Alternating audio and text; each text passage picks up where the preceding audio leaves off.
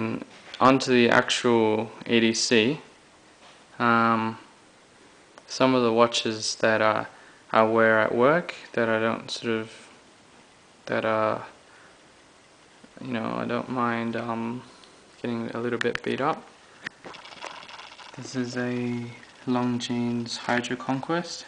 It's a quartz watch, 300 meter water resistance, unidirectional 120 click bezel, really nice, screw down crown, and being a diver's watch, it's got a diver's extension right here to go over the wetsuit. Just close that. This is a German watch, I don't know, Rebosis or something, using a Miyota 8215 automatic movement, Japanese sort of workhorse movement. You can hand wind it. I think it's hacking as well. So if I pull it out, I think the second hand should stop. There you go, hacking movement. Nice and big. The case isn't contoured though, so it kind of sits high on the wrist, but it's still pretty comfortable. It's probably, yeah, I mean, it doesn't sit as well as this one, which isn't contoured either, but for some reason I think the leather is just softer. This is a diesel, I don't know what the model is, quartz watch. It's got a internal no, wrong one. It's got an internal bezel. The markings here are more like a aviator style. I'm not sure what the water resistance of this is. I mean, I wouldn't take this swimming. It's just got a really comfortable band, and it's quite large. And I kind of like this circle inside a squarish type case. It's a comfortable watch to wear. This is a unicorn watch, and if you're not familiar with unicorn, it's I'm not sure, maybe in the 1930s Rolex had economy line. I mean, everybody's familiar with Tudor, but they also used to make unicorn as like a range below Tudor, basically. Really comfortable watch to wear. It came with a red leather band, which I swapped out to put a bracelet on it. It's a nice one. It keeps time within, I think, 10 seconds, plus or minus 10 seconds a day. This is, I don't know what it is. I don't really wear this that much, but it's just interesting. It's got a ST96 Swiss movement, just hand winding, really basic movement. I've got a few others off the side. This is really more like a practice watch. I can pull it apart and then swap parts in from other ST96 movements. It's one of my hobbies, actually, just fiddling around with mechanical watches. This is a Citizen ProMaster dive watch. Really nice watch.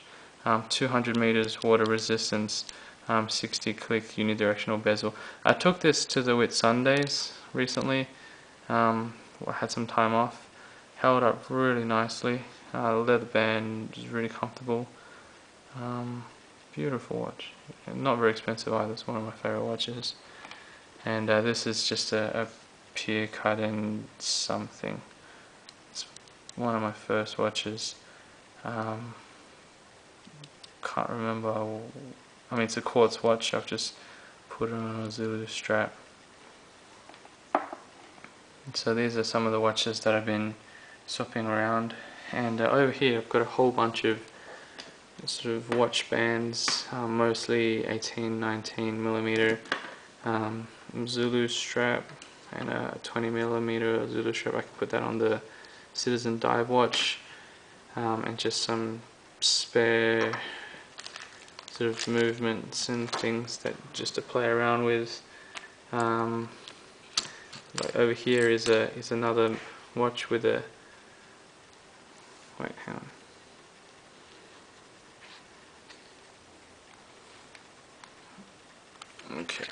Okay. So that's got a ST96 movement in there that you can see. And this one and that one, you can just rip it apart and swap out the parts and put it into the other watch. Sort of just, but I don't have any of my tools on me. I've just got tools to sort of change the links out of a bracelet. I lent the other tools to a friend and I haven't got them back yet, so I'll gotta remember to do that. Yeah, and I broke the winding stem on this, so that's why it's not, you know.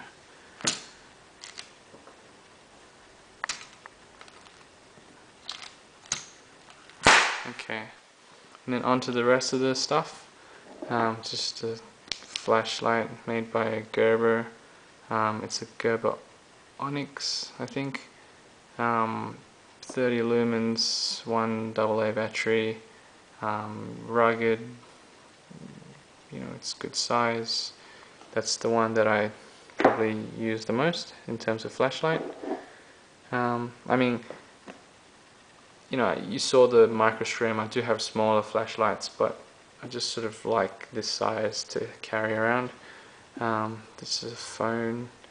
I lost my iPhone, so I just got any old 3G phone, put my card in it. So this is a Nokia or something. So this is the wallet that I'm using at the moment. Really comfortable. It's got a coin compartment out the back. I explained in an earlier video why I like that. The money sits in sort of like a money clip. I've got like a little compartment for receipts, and of course it's got an ID window with some cards in the back, and it's sort of thin. If I take the coins out, it'd just be a little bit thinner, but that's comfortable size. Keys. I've got a what is this?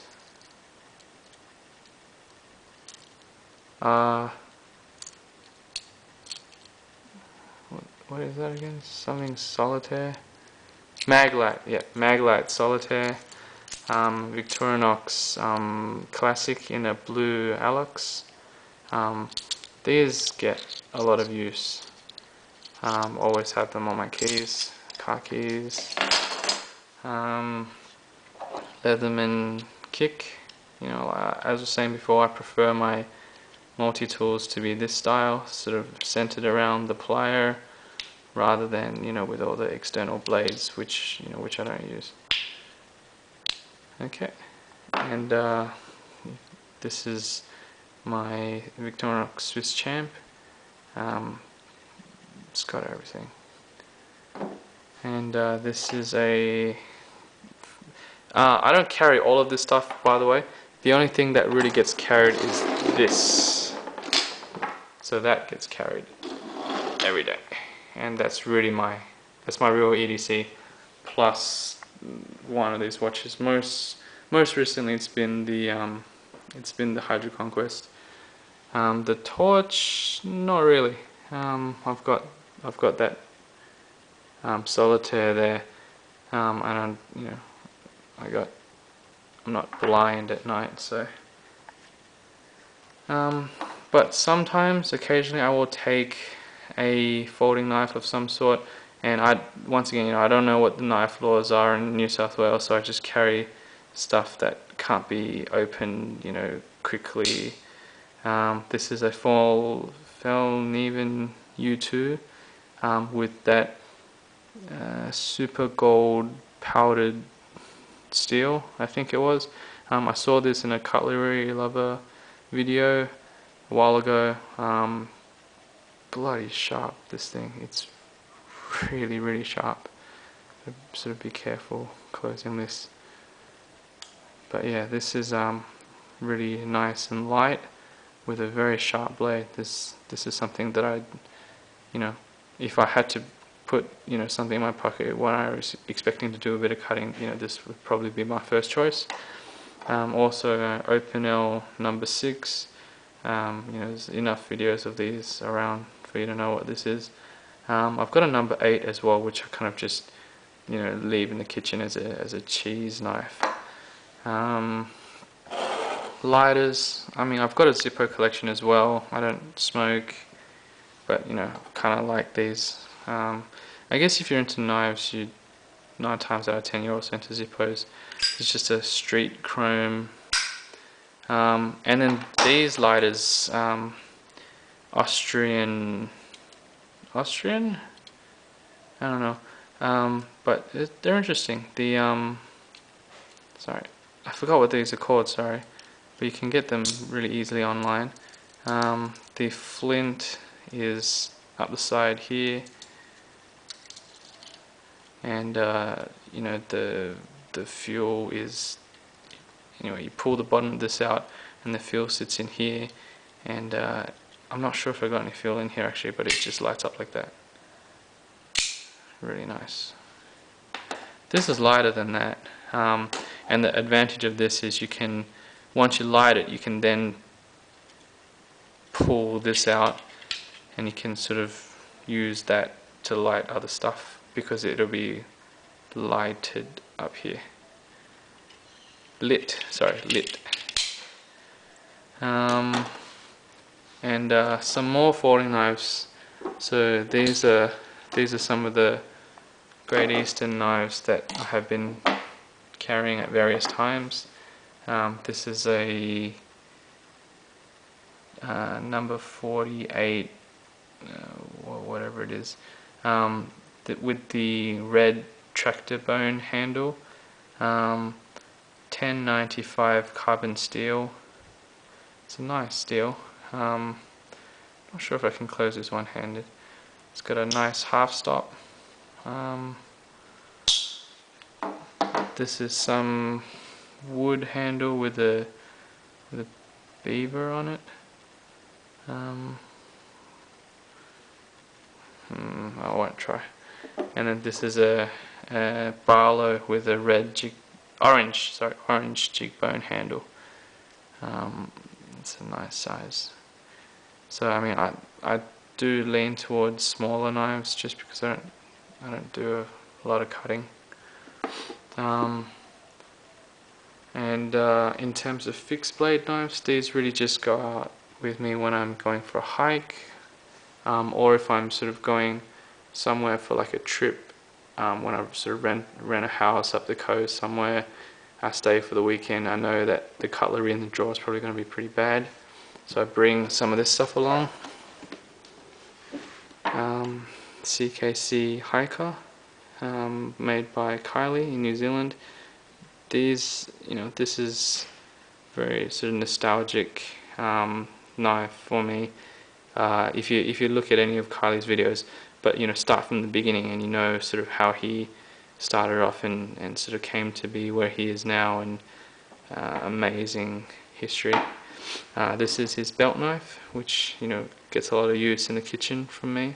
I've got 2 more of these as well. Really nice, comfortable handle, good size, does a lot. This is the CKC Thrive, with the S35 VN steel and titanium handles with the jade green G10 liners. Kylie's got a video of this as well. This it was a you know, spent a lot of effort making this. It's very nice. I appreciate that. But this is something that I thought, you know, I'd probably never use, you know, just because it's so nice. But when I've had it in the hand and it's just been so comfortable that, you know, you kind of feel bad sort of letting this sit around. So if I do go out on a trip, you know, I will definitely think about bringing this along. It's one of his really nice designs. With I mean, it's got all the videos on how design this thrives as well. And this is a I think it's a Mora Triflex with some carbon steel. I took this on a camping trip. I cut some sausage, then I forgot about it and I just left it out overnight, so it's kind of developed that patina. But this is a really lightweight, really sharp, comfortable knife to use as well. I was an idiot and I broke the old plastic handle that it came in, and I was sort of trying to find something else to put it in, and it barely fits in here, but it fits. And this is a Sword 230, I think, BB, something like that. Nice small fixed blade knife made by Sword, with the L6 steel, same as that. It's a comfortable handle, it's a nice size. And I've got other knives made by Kylie, other knives made by Sword, a few other fixed blade knives that'll come around in another video, but these are the ones that I really use at the moment. The others, you know, don't see a lot of use. Now, in terms of, oh shit, this video is dragging on. In terms of EDC, it's really just these three that gets carried, and if I want to take a tool along, usually it's this, on a sort of a trip or something. It might be that, if I'm driving up, and if I wanted to bring a knife along, it'll be one of these, mostly that, and then you know, a lighter of some sort if I want to. Okay, that's it.